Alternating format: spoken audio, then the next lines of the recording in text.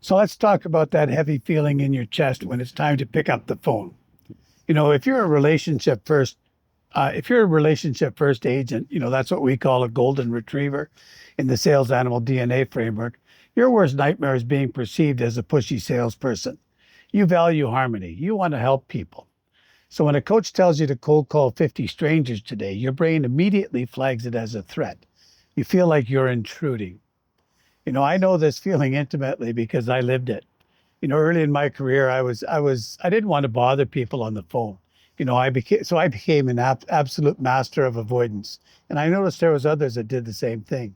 I could arrange my clients' files. I could do a CMA nobody asked for. I could literally spend hours doing administrative work just to convince myself I was working when in reality, I was just hiding from the phone.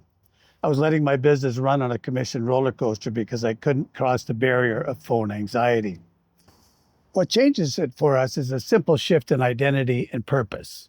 I realized that as a golden retriever, I'm not a hunter, I'm a nurturer. So if I called someone trying to pitch them a listing, it kind of felt slimy. But if I called them to check in, offer value or help them solve a problem, my energy could completely change. We teach this inside the Real Estate DNA Collective as a cognitive reframe. Prospecting is simply community support and care. When you use the Nova Pulse Agent app, we weigh your activities to reward this behavior. You aren't pressured to make cold call pitches.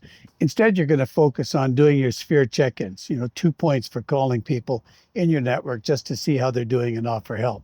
Or referral asks, letting people who you already know, like, and trust you know how they can support your business.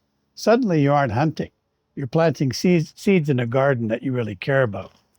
So you don't have to change who you are to build a consistent pipeline.